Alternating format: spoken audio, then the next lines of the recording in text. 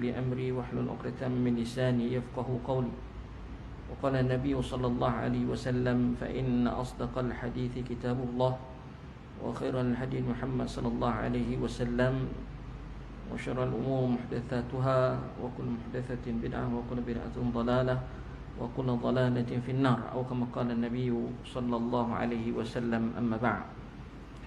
Tuan-tuan dan puan yang sedang menonton yang dirahmati Allah Subhanahu wa taala, alhamdulillah, syukur pada Allah Subhanahu wa taala pada malam ni dapat kita bersama-sama sebenarnya menggantikan kuliah yang ada. Kebetulan pada malam ni tuan-tuan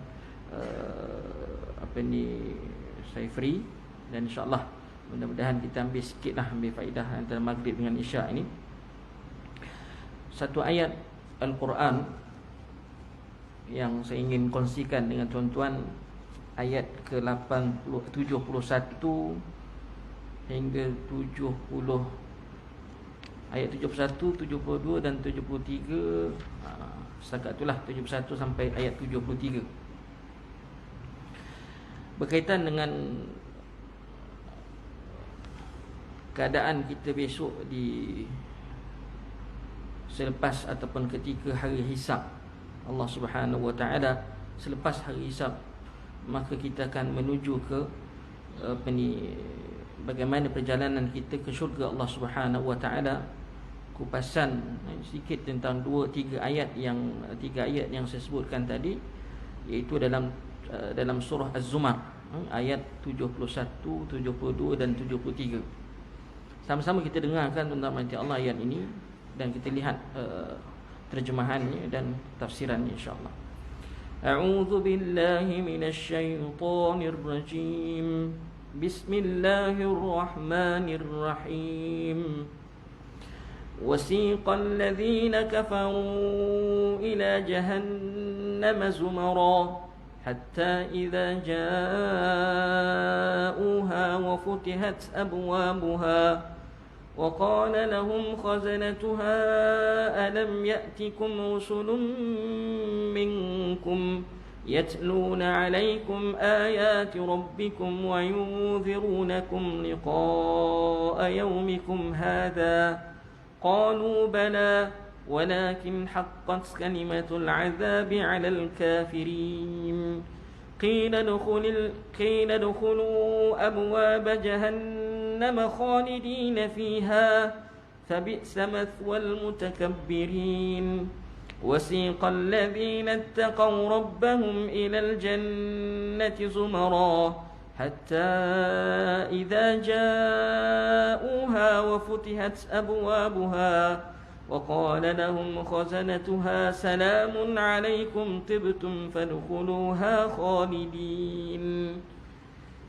وقالوا الحمد لله الذي صدقنا وعده وأورثنا الأرض نتبوأ من الجنة حيث نشاء فنعم أجر العاملين وترى الملائكة حافين من حول العرش يسبحون بحمد ربهم وقضي بينهم بالحق وقيل الحمد لله رب العالمين. Saya tambah lagi 2 ayat sebab nak habiskan saja 5 ayat tu di akhir surah Zumar. Allah Subhanahu wa taala berfirman yang bermaksud tentang mati Allah dan orang-orang yang kafir, dan orang-orang kafir akan dahulu ke neraka Jahannam dengan berpasukan-pasukan, sehingga apabila mereka sampai ke neraka itu, dibukakanlah pintunya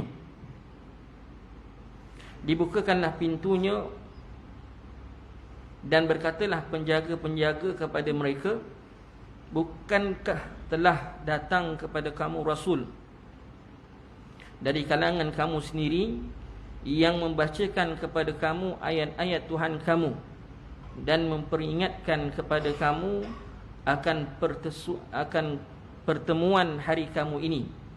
Mereka menjawab, ya, telah datang, tetapi telah ditetapkan hukuman azab atas orang-orang yang kafir. Setelah itu dikatakan kepada mereka, masukilah pintu-pintu neraka Jahannam itu dengan keadaan tinggal kekal kamu di dalamnya. maka seburuk-buruk tempat bagi orang-orang yang sombong takabbur ialah neraka Jahannam. Dan orang-orang yang bertakwa kepada Tuhan mereka akan dibawa ke syurga dengan berpasuk-pasukan juga, sehingga apabila mereka sampai ke syurga yang pintunya sedia terbuka dan penjaga-penjaganya mengalu-alukan mereka dengan kata-kata salam sejahtera kepada kamu, berbahagialah kamu, maka silalah masuk ke dalam syurga ini dengan keadaan tinggal kekal kamu di dalamnya. Mereka pun masuk serta berkata, segala puji tertentu bagi Allah yang telah menepati janjinya kepada kami dan yang menjadikan kami mendapat pusaka bumi syurga ini dengan sebebas-bebasnya. Kami boleh mengambil tempat dari syurga ini di mana sahaja kami sukai. Maka pemberian yang demikian ialah sebaik-baik balasan bagi orang-orang yang beramal. Dan pada hari itu engkau akan melihat malaikat beredar sekeliling arasy dengan bertasbih memuji Tuhan mereka, dan mereka dihakimi dengan adil, dan masing-masing syukurkan keputusan itu dengan mengucapkan segala puji tertentu bagi Allah, Tuhan yang memelihara dan mentadbir sekalian alam. Tuan-tuan yang dirahmati Allah Subhanahu wa taala, selepas sahaja berlakunya dirahmati Allah apa ini yang dipanggil hisab ataupun dipanggil yaumul hisab, ataupun mula-mula lagi awal-awal kebangkitan manusia itu dalam perjalanan nak dihisab itu telah terbahagi kepada dua kumpulan. Allah sebut dalam Al-Quran,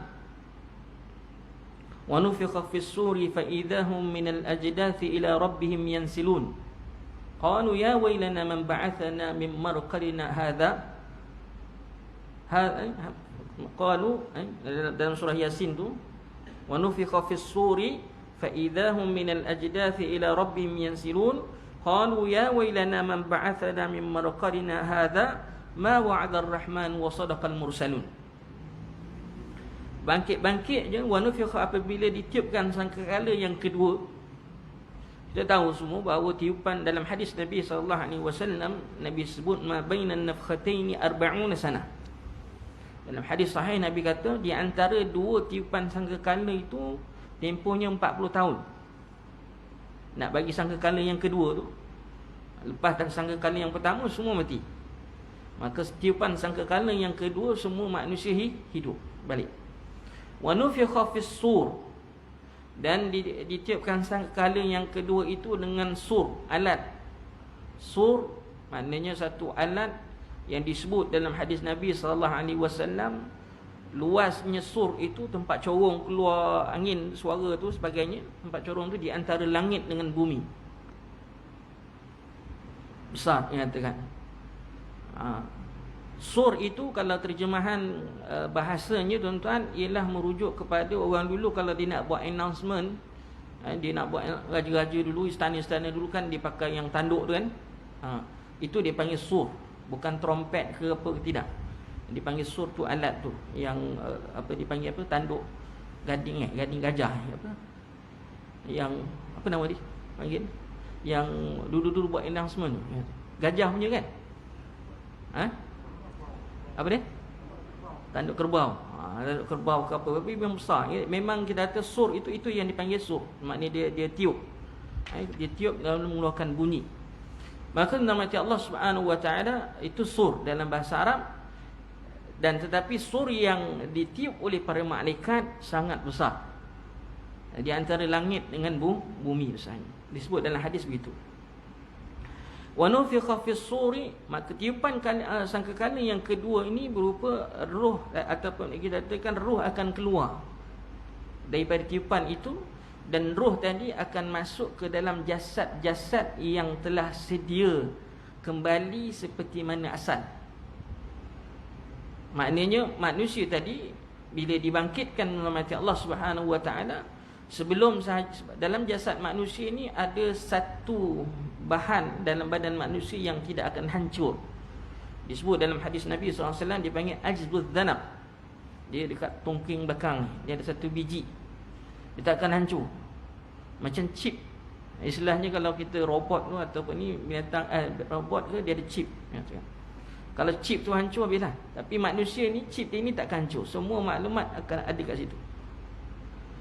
Dan tuan-tuan mati Allah, daripada situ sebelum tiupan sangkakala yang kedua ini akan ada turunnya hujan yang berbentuk hujan air mani mengenai pada pada biji tadi, tuan-tuan mati Allah, dan lalu membentuk manusia.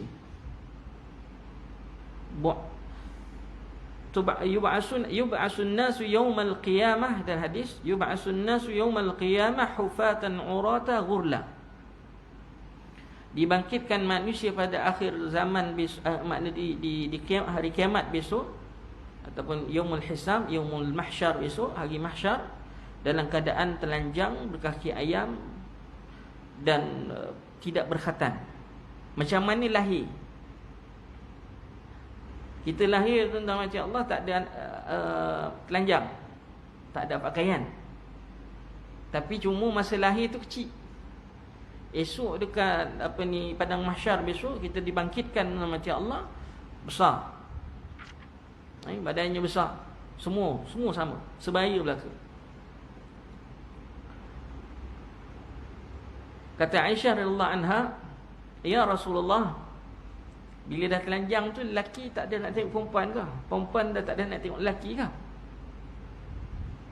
Kata Rasulullah SAW, urusan yang dia nak lalui selepas ini lagi besar daripada untuk dia melihat lelaki punya, orang perempuan nak lihat lelaki punya. Lelaki nak tengok perempuan punya, perempuan nak tengok lelaki tu tak pandang dah. Sebab ketika itu nak berdepan padang mahsyar, nak berdepan dengan hisab, lagi dahsyat daripada dapat nak melihat aurat orang lain. Maka tentang mati Allah, wa nufikha fis suri fa idahum, bila dah roh tadi dah masuk dalam jasad manusia tadi, disebut dalam tafsir wa nufikha fis fa idahum minal ajdas, daripada tempat pembaringan dia, makna kubur dia. Hak ada kubur ke tak ada kubur ke, tentang mati Allah Subhanahu wa taala, semua akan keluar bangkit. Yang mati kat laut ke, yang mati dah berkeluar, yang tak ada kubur, yang orang ialah kita pun tak tahu. Dah berapa ratus tahun dah, berapa ribu tahun dunia ni, tuan-tuan. Daripada zaman Nabi Adam AS sampailah akhir zaman besok, semua manusia tadi akan dibangkitkan di padang mahsyar. Kalau kat dunia ni, esok kita ada juga padang mahsyar. Kat dunia ni, kalau orang kata, "Ustaz, kalau mahsyar kat dunia ni kat mana, Ustaz?" Kita ada mahsyar dunia dan mahsyar akhirah. Mahsyar dunia, nanti Allah Subhanahu wa taala dekat Syam. Itu kita disebut dalam riwayat hadis Nabi sallallahu alaihi wasallam, manusia pada akhir zaman besok akan berkumpul di satu tempat. Dan tempat itu dipanggil Syam. Sebab dia api akan keluar daripada Qarn Aden, dipanggil di Yaman, api akan keluar. Api ni tadi dia akan merebak daripada kita kata daripada timur dan barat, bermula daripada Qarn Aden atau daripada Teluk Aden ataupun dekat Yaman sana. Dia akan keluar dan akan merebak ke timur dengan ke barat. Kita semua tahu, kita dah belajar geografi, kita dah belajar bacaan kita semua, dalam perut bumi ni ada dia punya kita kata lingkaran api.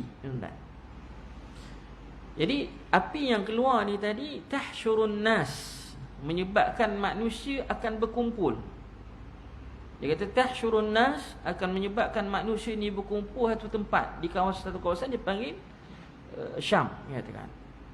Jadi selepas itulah berlakunya kiamat. Baik.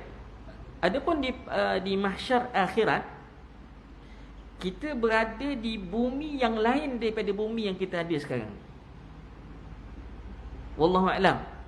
Tapi di situlah yang disebut dalam nas menyatakan bahawa kita akan duduk dekat dalam bumi yang bukan apa ni yang kita ada sekarang. Macam mana besarnya ke apa, wallahu a'lam. Adakah sama apa ni keadaan fizikal bumi yang ada sama macam bumi yang akan kita duduk nanti di padang mahsyar itu, wallahu a'lam, kita tak tahu. Maka bila roh tadi dah masuk, kita pun bangkit, bangun tuan-tuan, disebut dalam minal ajdasi ila rabbihim yansilun. Bangun terus bergegas bangun, bukan duduk ke apa, tak ada, yansilun, gerak pantas terus bangun. Kalau kita bangun tidur kan melihat dulu duduk dulu apa. Tapi Allah sebut dalam Al-Quran tadi, wa nufikha fis suri fa idahum minal ajdathi ila rabbihim yansilun. Yansilun maknanya al-mashi as-sur'ah. As-sur'ah fil mashi. Dia kata ke apa ni berjalan laju. Berjalan laju, an-nasal. Qalu bila dah bangkit bangun tu, dia dah ada dua puak, ada dua kumpulan. Satu kumpulan yang kufur, yang kafir, hak kafir, musyrik. Hak satu kumpulan macam Allah, satu lagi ialah yang beriman. Termasuklah apa ni kita katakan orang-orang yang golongannya munafik kita. Kenapa termasuk dalam kumpulan yang beriman, Ustaz, orang munafik tadi? Dia ada kisah nanti khas untuk orang munafik. Kerana Allah nak ifdah, dia panggil Allah nak kita kata nak tunjukkan mereka, Allah nak permainkan mereka. Istilah itulah ifdah ni. Ifdah makna dia nak, Allah nak permainkan golongan munafik dari ke akhirat besok. Sebab perjalanan orang munafik, dia akan dihisap. Kononnya amalan salat dia, ibadatnya apa semua diterima. Tetapi apabila dia nak melepasi ataupun nak menuju selepas timbangan, nak menuju ke silatul rahim, nak menuju ke siratul mustaqim, nak menuju ke sirat, di situlah mereka akan terkapai-kapai, lalu jatuh ke dalam neraka Allah Subhanahu wa taala. Dan kedudukan mereka lebih rendah daripada orang kafir. Innal munafiqina fid darki asfali minan nar. Allah sebut tadi, wa yansilun qalu ya wailana man ba'athana min marqadina hadha. Golongan kafir menyatakan bahawa siapa yang telah membangkitkan kami daripada tempat pembaringan kami. Qalu ya wailana, celakalah kami, siapalah yang bangkitkan kami daripada tempat pembaringan kami. Jawab orang-orang yang beriman, hadza ma wa'ada ar-rahman wa sadaqal mursalun. Inilah janji Allah. Hadza ma wa'ada ar-rahman, inilah janji ar-rahman, iaitu Allah Subhanahu wa taala. Tengok yang disebut itu kalimah Ar-Rahman, yang Maha Pemurah. Bismillahirrahman, yang Maha Pemurah. Inilah janji Ar-Rahman, dan benarlah apa yang para rasul telah sampaikan kepada kita, iaitu akan hari kebangkitan, yaumul ba'ats.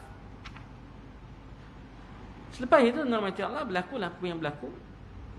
Maknanya perjalanan nak pergi padang mahsyar itu, nak apa ni, kemudian hari hisab dan sebagainya.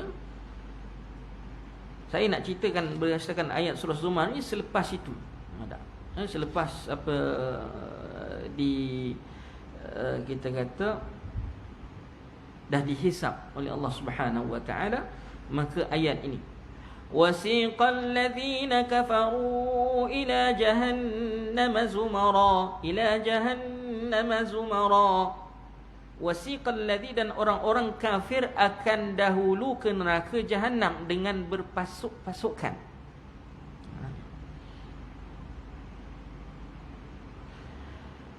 Ada khilaf di sisi ulama namati Allah Subhanahu wa taala, adakah orang kafir ini akan dihisap ataupun tidak? Sebahagian ulama menyatakan bahawa mereka akan dihisap juga sebagaimana orang yang beriman. Ada kata tidak, mereka terus saja dimasukkan ke dalam neraka Allah Subhanahu wa taala. Ada dua pandangan dan dua-dua ada hujah yang kuat. Antara yang menyatakan bahawa dalil yang menyatakan bahawa mereka akan dihisap, Allah Subhanahu wa taala sebut dalam Al-Quran. Mana ayat dia? Auzubillahi minasyaitanir rajim. Wa qadimna ila ma 'amilu min 'amalin faj'alnahu haba'an manthura. Wa qadimna ila ma 'amilu min 'amalin faj'alnahu haba'an manthura. Kami bawa datang amalan-amalan yang mereka lakukan. Adakah amalan mereka adakah amalan yang mereka buat? Ada. Contohnya Ustaz, sedekah, infak. Orang kafir dia infak tak? Ada. Dia ada buat kebajikan. Dia ada tolong orang. Wa qadimna ila ma 'amilu min 'amalin faj'alnahu haba'an manthura. Kami jadikan habuk yang berterbangan, tak ada nilainya. Ada dalam ayat yang lain macam Allah Subhanahu wa taala, wa yaqulul kafiru ya laitani kuntu turaba. Berkata orang kafir, alangkah baiknya kalau aku ni debu tanah saja. Maknanya tidak dihisap oleh Allah Subhanahu wa taala. Sebab dalam tafsir menyatakan ketika itu orang kafir melihat binatang-binatang yang dihidupkan semula tidak dihisap, lalu ada juga binatang, ada juga yang mengatakan, pandangan ulama yang mengatakan mereka ada keadaan di akhirat kelak tuntut menuntut di antara binatang. Binatang pun tuntut menuntut kan. Kalau dia bergaduh, ni patahkan tanduk dia, ni patahkan ni kaki dia ke, duk gigit dia apa, mereka dekat akhirat juga akan berlaku tuntut menuntut antara binatang dengan binatang. Tapi setakat tu je lah. Lepas itu Allah jadikan tanah. Allah jadikan kembali mereka kepada tanah kembali. Bila melihat keadaan itu, barulah orang kafir tadi bila melihat keadaan itu dia, ya laitani kuntu turaba, alangkah baiknya kalau aku tanah. Maknanya tak ada dihisab ataupun tak ada azab dan sebagainya. Wallahu a'lam. Itu juga dalam ayat yang lain Allah sebut, ma salakakum fi saqar, qalu lam nakum minal musallin. Apa yang menyebabkan kamu dimasukkan ke dalam neraka? Qalu, mereka kata kami tak salat. Lam nakum minal musallin. Jadi itu antara hujah dalil yang mereka yang mengatakan bahawa mereka itu akan dihisap. Wallahu a'lam. Kemudian tuan-tuan mati Allah yang menyatakan bahawa mereka tidak dihisap, antara dalilnya adalah ayat ini, wasiqal ladzina kafaru ila jahannam zumara. Orang kafir tadi akan dibawa berduyun-duyun masuk ke dalam neraka Allah Subhanahu wa taala. Berduyun-duyun, ramai, zumara. Hatta idza ja'uha wa futihat abwabuha. Apabila mereka sampai depan pintu neraka, dia kata depan pintu neraka. Pintu neraka ada berapa tuan? Nah, berapa? 8. Ke pintu syurga 8? Ha? Pintu syurga 8 kan? Pintu neraka ada berapa? Ha? Tak ingat? Pintu neraka ada 7 tuan-tuan. Cuma kita kata pintu neraka ini kedudukan dia adalah disebut dalam syarah hadis, dia bertingkat. Maknanya dia ke bawah lah, dia ke bawah. Kalau pintu syurga dia melintang, dia panggil melintang. Kalau pintu neraka tidak. Itu adalah pandangan-pandangan di sisi ulama. Dibawa masuk tuan-tuan sampai ke depan pintu neraka Allah Subhanahu wa taala. Dikata futihat abwabuha. Pintu neraka tu dah siap terbuka dah. Dah siap buka. Dah siap terbuka. Hatta idza ja'uha futihat abwabuha. Itu ayat 71. Tuan-tuan kalau tadi dengar saya baca ayat yang ke-73 berkaitan dengan syurga, dia bezanya huruf waw je. Yang tadi hatta idza ja'uha futihat abwabuha, dalam ayat yang ke-73 hatta idza ja'uha wa futihat abwabuha. Beza huruf waw. Tapi perbezaan huruf waw itu membawa maksud yang sangat besar. Orang yang masuk ke dalam neraka, pintu dah siap terbuka. Campak je ataupun disambar, macam-macam lah. Orang yang masuk neraka tu macam-macam keadaan. Ada yang dicampak, ada yang disambar, belum sampai lagi dah kena sambar. Kalau dalam ayat tadi yang saya baca, ma salakakum fi saqar, apa yang menyebabkan kamu disambar oleh neraka? Sebab salah satu sifat neraka itu as-saqar. As-saqar ini ialah dia juga dinamakan helang, kerana sifat helang itu ialah menyambar. Maka neraka juga salah satu sifatnya ialah menyambar. Kalau dicampak tu ada dalam riwayat dalam hadis Nabi SAW, wa rumiya finnar wa suhiba wa rumiya finnar, diheret lalu dicampak masuk dalam neraka. Ada juga gitu. Maka orang kafir mati Allah Subhanahu wa taala dibawa berduyun-duyun itu masuk ke dalam neraka. Sampai kat pintu neraka tuan-tuan, didapati pintu neraka dah terbuka luas. Terus masuk.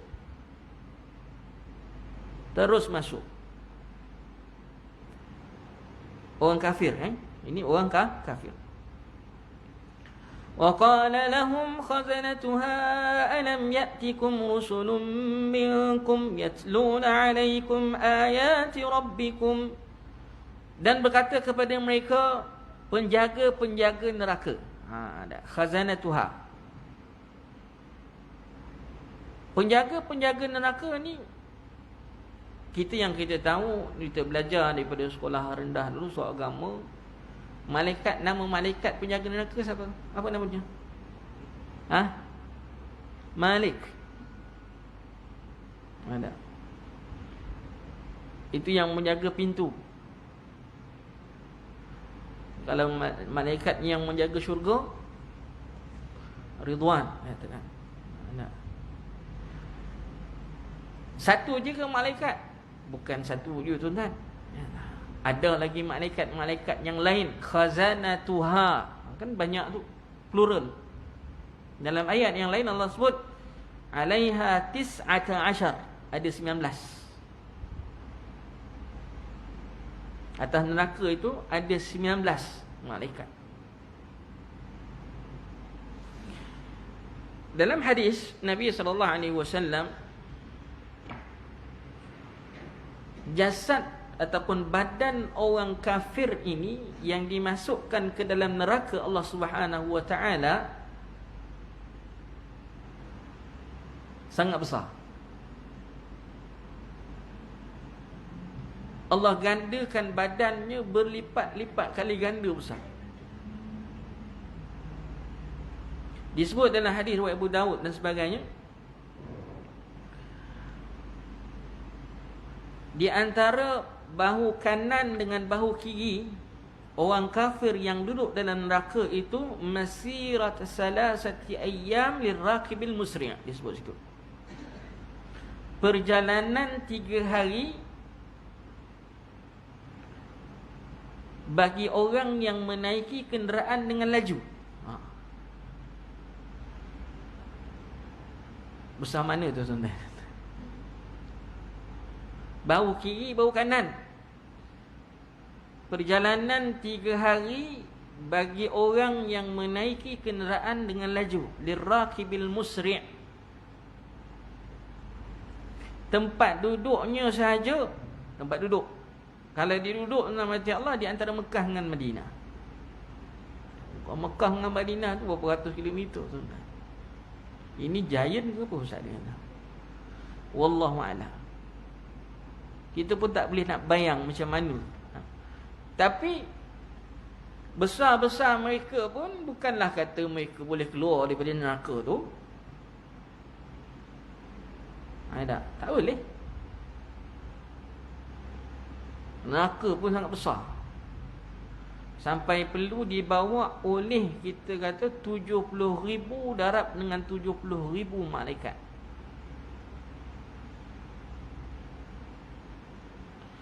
Disebut dalam hadis utiyan naru yaumal qiyamah bisab'ina alf zimam.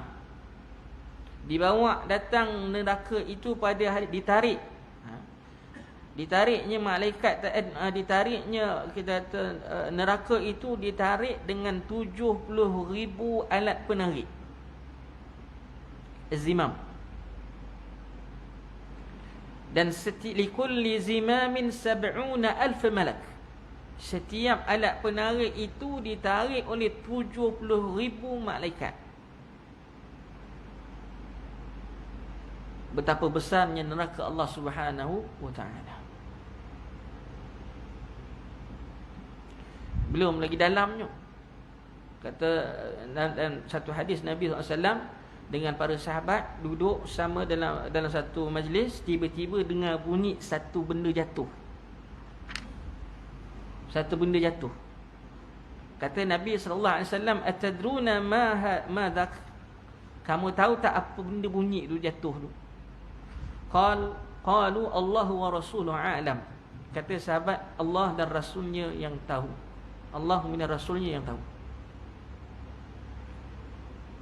Qala An-Nabi SAW, kata sabda Rasulullah SAW, itu adalah bunyi batu yang dilontarkan ke dalam neraka berpuluh tahun lepas. Saya tak ingat ada disebut apa ni, berapa puluh tahun lepas, saya tak ingat, tapi berpuluh tahun baru sampai sekarang. Sifat sesuatu benda bila jatuh daripada tempat yang tinggi, dia akan jatuh dengan laju. Hak ni berpuluh tahun tu tak sampai-sampai lagi. Ketika itu baru sampai. Cukup untuk menyatakan dalam. Luasnya tuan-tuan yang mati Allah Subhanahu wa taala. Allah Subhanahu wa taala sebut dalam apa ni, dalam Al-Quran, idza syamsu kuwirat, dan apabila berputarnya matahari. Matahari yang kita nampak ni disebut juga dalam hadis Nabi SAW, inna syamsa wal qamara mukawwaratani mukarramatani fin nari yaumal qiyamah. Matahari dan bulan kedua-duanya berputar dalam neraka Allah Subhanahu wa taala. Tuan-tuan tengok matahari berapa besar matahari, bulan berapa besar. Kedua-duanya berputar dalam neraka Allah Subhanahu wa taala. Itu besarnya neraka Allah, wal iyaz billah min dzalik. Baik.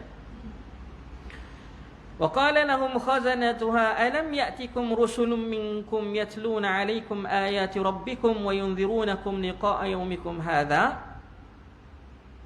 Maknanya malaikat-malaikat tadi duk bertanya kepada mereka, bukankah telah datang kepada kamu para rasul yang mengajak kamu, yang membacakan bukti-bukti tentang Tuhan kamu dan telah memberi peringatan kepada kamu tentang hari ini, iaitu hari pembalasan, hari kiamat ini. Qalu bala, ya, walakin haqqat kalimatul azabi 'alal kafirin. Tetapi telah ditetapkan hukuman azab atas orang-orang yang kafir. Mereka mengaku dah tak boleh buat apa dah. Sebab tu kita kata menyesal dahulu pendapatan, menyesal kemudian tak ada gunanya. Esok dekat akhirat nanti Allah Subhanahu wa taala penyesalan tak guna. Sebab yang ada hanyalah hukuman semata-mata. Sebab itu orang kafir tadi dia kata telah datang ataupun telah ditetapkan hukuman azab atas orang-orang yang kafir. Maka kata malaikat kepada mereka, qila dakhulu abwaab jahannam khalidina fiha fa bi'sa mathwal mutakabbirin. Masuklah kamu semua dalam neraka, ikut pintu-pintu. Ikut pintu masing-masing lah. Maknanya ada yang pintu yang berbeza-beza. Abwaab jahannam khalidina fiha, kekallah di dalamnya. Fa bi'sa mathwal mutakabbirin. Maka celakalah orang-orang yang sombong itu, takabbur. Seburuk-buruk tempat. Di sini tuan-tuan mati Allah, khalidina fiha, kekal di dalam neraka. Orang yang dimasukkan ke dalam neraka secara umumnya, yang kekal ialah orang kafir. Adapun orang Islam yang beriman kepada Allah Subhanahu wa taala, dia tidak kekal dalam neraka. Disebut dalam hadis Nabi SAW, sayukhraju minan nari man kana fi qalbihi dzarrah minal iman. Akan dikeluarkan dari neraka itu orang yang hanya ada sebesar zarah iman. Orang yang ada sebesar zarah iman. Zarah ni molekul yang kecil, tapi boleh ditimbang. Faman ya'mal mithqala dzarratin khairan yarah. Sebesar zarah itu, walaupun nilai zarah itu tuan-tuan sangat-sangat kecil, tapi masih boleh ditimbang. Masih boleh ditimbang. Tak tahulah kiraannya berapa sekarang ni. Lepas gram apa tak tahu. Dia kalau orang bidang tu dia tahulah berapa dia punya berat dia, satu zarah tu berapa berat dia. Tapi tetap boleh ditimbang. Sebab Allah sebut boleh ditimbang. Faman ya'mal mithqala, mithqal digunakan dalam bahasa Arab, nama berat dia mithqal. Mithqal. Kemudian tuan-tuan, kita kata ada yang maknanya yang kekal selama-lamanya dalam neraka, dan ada yang tidak kekal. Cuma yang kekal ini, dan begitu juga yang tak kekal, azabnya setiap seorang tu tak sama dalam neraka. Hak yang paling ringan sekali ialah yang azab yang diberikan ataupun yang diberikan kepada Abu Talib, bapa saudara Nabi SAW, hanya pada telapak kaki sahaja, sehingga itu pun sudah cukup untuk menggerakkan kepala, otak. Itu paling ringan. Paling ringan. Hak yang lain tu macam-macam lah. Yang lain tu macam-macam. Kemudian tuan-tuan mati Allah, wasiqal ladzina taqaw rabbahum ilal jannati zumara. Lalu kemudiannya orang-orang yang beriman tadi juga dibawa ke syurga berduyun-duyun juga. Selepas sahaja meniti siratal mustaqsirat, dia ada satu lagi, kita akan melalui, orang yang beriman ni dia akan melalui dua jembatan. Satu dipanggil sirat, Sirat itu jembatan yang panjang. Bentuk rupa macam mana sirat itu telah disebut dalam hadis-hadis Nabi sallallahu alaihi wasallam. Selepas sirat itu dia ada satu lagi jembatan. Dia panggil kantarah. Mana di kantarah itu berlakulah kita kata tuntut menuntut antara satu sama lain, dan selepas itu dipanggil, kita panggil huzzibu, dipanggil huzzibu. Makna huzzibu ni kita kata filter lah, di istilahnya kita kata apa ni, ditapis lah, ya tak? Untuk masuk syurga ni orang yang benar-benar layak saja masuk syurga. Huzzibu. Lepas tu barulah berduyun-duyun nak sampai ke depan pintu syurga Allah Subhanahu wa taala. Berduyun-duyun sampai ke depan pintu syurga ni, bukan sampai-sampai tu pintu syurga dah terbuka. Tak ada. Tertutup. Ustaz, dah nak depan masuk syurga. Tadi pintu neraka siap terbuka. Pintu syurga tidak. Ya, pintu syurga tidak terbuka lagi. Kerana hadis Nabi SAW, awwalu man, maknanya Nabi adalah orang yang akan mengetuk pintu syurga, dan dia adalah orang yang pertama yang akan masuk ke syurga. Nabi Muhammad sallallahu alaihi wasallam. Dan orang kumpulan yang pertama yang akan masuk ke syurga ialah umat Nabi sallallahu alaihi wasallam. Nahnul akhiruna wa nahnul awwaluna yaumal qiyamah. Kita yang terakhir, umat yang terakhir, tapi yang masuk awal syurga ialah umat Nabi sallallahu alaihi wasallam.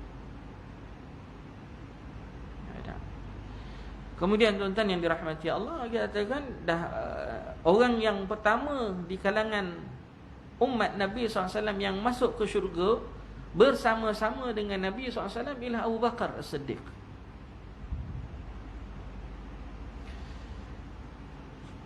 Tapi ada 8 pintu syurga. Daripada kumpulan yang pertama tadi, umat Nabi SAW ni, maka kata Allah berfirman kepada Nabi sallallahu alaihi wasallam supaya adkhil min ummatika man la hisabalah min babil aiman. Kita dengarkan siapa di babul aiman. Lepas azan kita sambung sikit.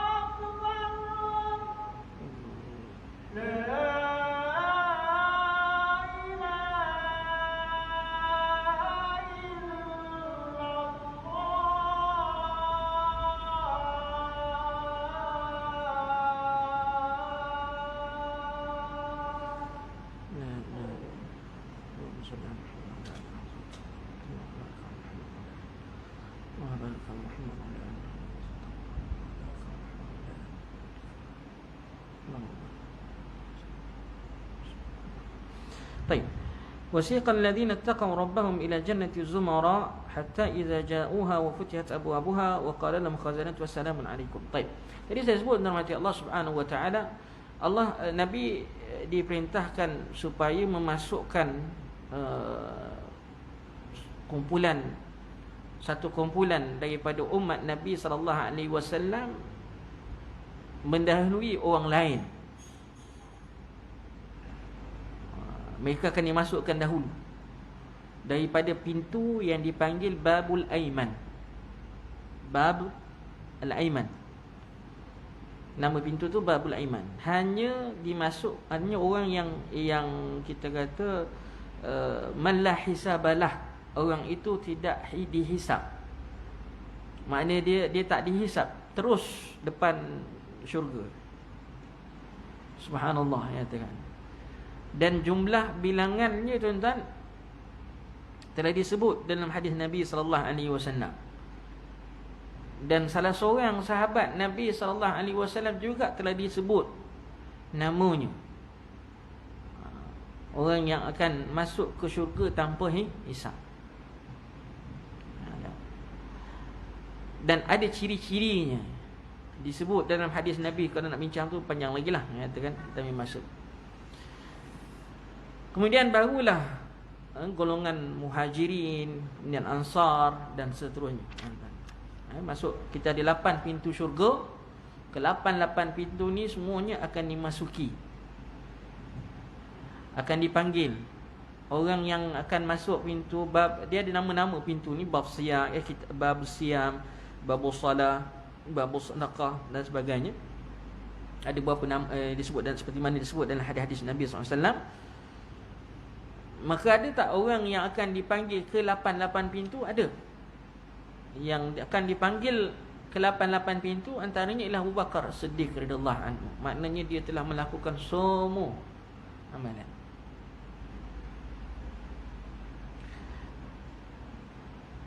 Dan antara amalan yang kalau orang nak dia dapat diseru ke 8 pintu syurga itu ialah lazimilah doa selepas wudu. Doa selepas wudu. Habis wudu baca doa, asyhadu an la ilaha illallah wa asyhadu anna Muhammadar Rasulullah, waj'alni minat tawabin waj'alni minal mutatahhirin. Ya tuan. Tak semestinya kena angkat tangan doa tu, tidak. Dan tak baca tanpa angkat tangan pun tak ada masalah. Terus baca sampai daripada ambil wuduk, jalan nak pergi, lepas ambil wuduk sambil berjalan pun boleh boleh baca. Cuma kadang-kadang kita buat ataupun tak buat saja. Kata Rasulullah SAW, siapa yang baca maka dia akan diseru ke 8. Dia kata yadkhulu biha masya, maknanya dia boleh masuk ke mana pintu yang dia nak. Min abwabi thamaniyah, daripada pintu syurga yang 8.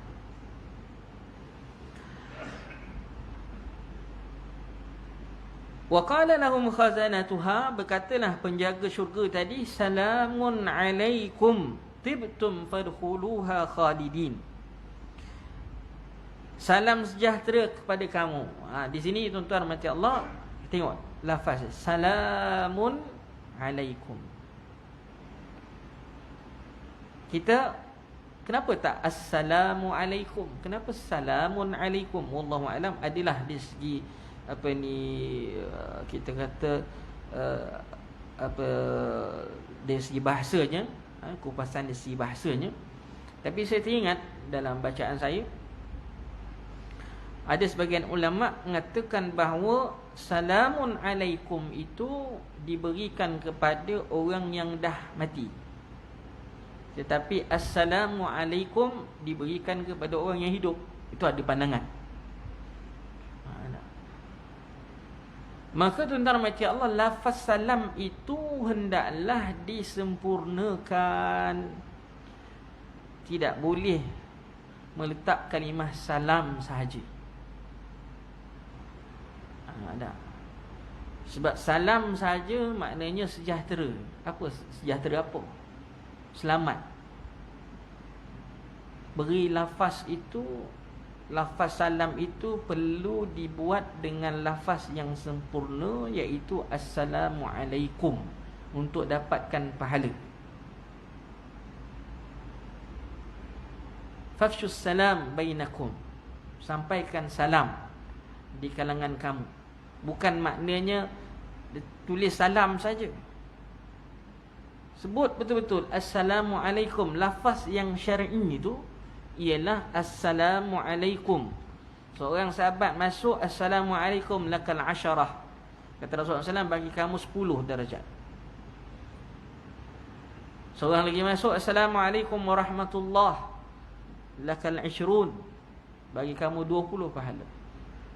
Seorang lagi masuk, Assalamualaikum warahmatullahi wabarakatuh walakum 30, bagi kamu 30. Tuan-tuan pilihlah nak mana satu. Ada. Kita jawab nama Allah Subhanahu wa taala. Sebaik-baik jawapan salam itu hendaklah dibuat lebih baik daripada lafaz. Kalau orang bagi salam Assalamualaikum, kita kata Waalaikumsalam warahmatullahi. Ada. Kalau orang bagi Assalamualaikum warahmatullahi, kita Waalaikumsalam warahmatullahi wabarakatuh. Kalau dia bagi salam Assalamualaikum warahmatullahi wabarakatuh, Waalaikumsalam warahmatullahi wabarakatuh. Itu dah. Walaupun ada kita dengar wa maghfiratuh lagi, wallahu alam. Setakat saya tahu wabarakatuh. Jadi tuan-tuan yang dirahmati Allah Subhanahu wa taala, salamun alaikum tibtum fadkhuluha khalidin. Masuklah kamu ke dalam syurga, tadi kekallah kamu dalam. Dah masuk dalam syurga, tak ada boleh keluar daripada syurga, nak masuk neraka tak ada. Tapi boleh berborak dengan ahli neraka. Boleh borak ustaz? Boleh. Boleh berbual. Ada. Kalau tuan-tuan baca dekat dalam surah surah apa? Juzuk yang surah Al-An'am, tak silap saya. Saya pun lupa, tak ingat surah mana. Menceritakan bagaimana perbualan di antara ahli syurga dengan ahli neraka Allah Subhanahu wa taala. Tanya, macam mana kau dapat tak apa yang telah dijanjikan oleh Allah kepada kamu? Fahal wajadtum ma wa'ada rabbukum haqqan? Bahkan ada yang ada orang neraka tu minta supaya berikan air daripada syurga. Minta simbahkan ataupun curahkan air. Tapi dijawab, dibalas tuan-tuan mati Allah, tak boleh. Apa yang ada dekat syurga hanya untuk orang-orang yang beriman sahaja. Wa qalu alhamdulillahi alladhi sadaqana wa'dah wa awrathana al-ardha natabawwa'u minal jannati haythu nasha'. Ini panjang tuan-tuan, tapi saya nak kupas sikit je. Orang-orang yang beriman itu, yang dah masuk syurga, ucapan mereka ialah alhamdulillah, segala puji bagi Allah. Tengok perkataan alhamdulillah. Alhamdulillah, dia tak semestinya maksudnya adalah syukur. Setengah ulama' dia bezakan syukur dengan alhamd.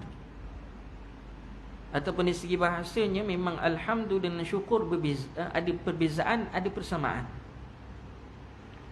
Ada sifat khusus am dan khas. Alhamdu